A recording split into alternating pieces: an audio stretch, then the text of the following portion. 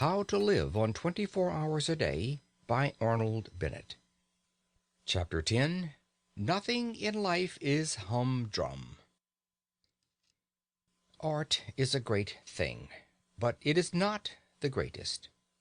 The most important of all perceptions is the continual perception of cause and effect. In other words, the perception of the continuous development of the universe. In still other words, the perception of the course of evolution.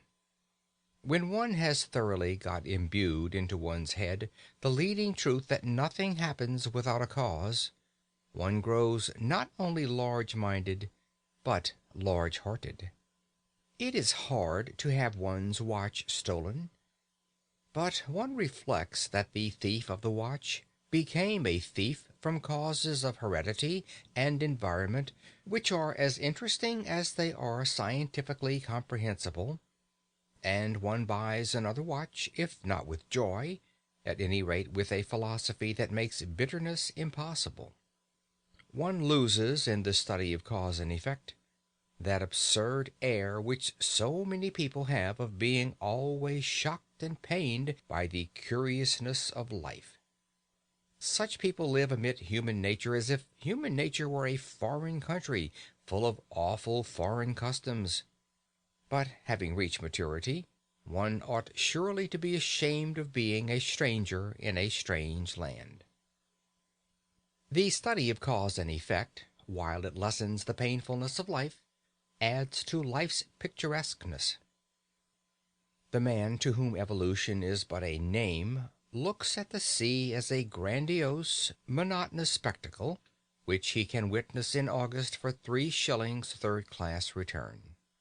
The man who is imbued with the idea of development, of continuous cause and effect, perceives in the sea an element which in the day before yesterday of geology was vapor, which yesterday was boiling, and which tomorrow will inevitably be ice. He perceives that a liquid is merely something on its way to be solid, and he is penetrated by a sense of the tremendous changeful picturesqueness of life.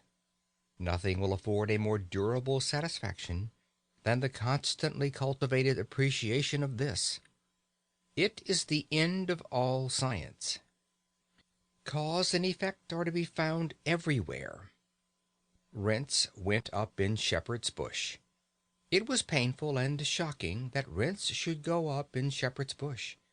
But to a certain point we are all scientific students of cause and effect, and there was not a clerk lunching at Lyon's restaurant who did not scientifically put two and two together and see in the once twopenny tube the cause of an excessive demand for wigwams in Shepherd's Bush, and the excessive demand for wigwams the cause of the increase in the price of wigwams.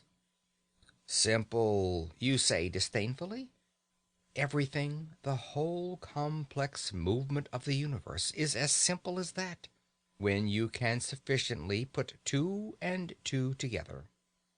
And, my dear sir, perhaps you happen to be an estate agent's clerk, and you hate the arts, and you want to foster your immortal soul, and you can't be interested in your business because it's so humdrum.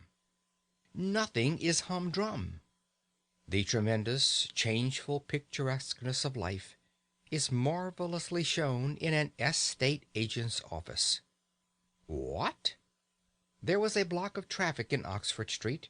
To avoid the block, people actually began to travel under the cellars and drains, and the result was a rise of rents in Shepherd's Bush. And you say that isn't picturesque?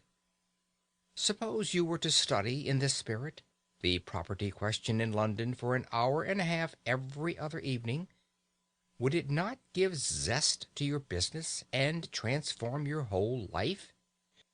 You would arrive at more difficult problems, and you would be able to tell us why, as the natural result of cause and effect, the longest straight street in London is about 1.5 yards in length, while the longest absolutely straight street in Paris extends for miles. I think you will admit that in an estate agent's clerk I have not chosen an example that especially favors my theories.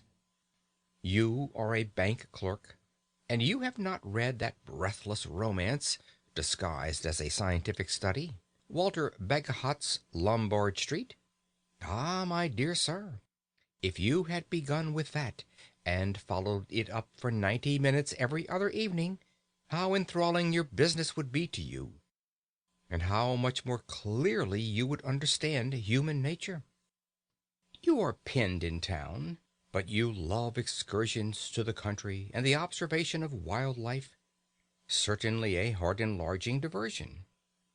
Why don't you walk out of your house door in your slippers to the nearest gas lamp of a night with a butterfly net and observe the wild life of common and rare moths that is beating about it, and coordinate the knowledge thus obtained and build a superstructure on it, and at last get to know something about something. You need not be devoted to the arts, not to literature, in order to live fully. The whole field of daily habit and scene is waiting to satisfy that curiosity which means life, and the satisfaction of which means an understanding heart. I promised to deal with your case, O man who hates art and literature, and I have dealt with it.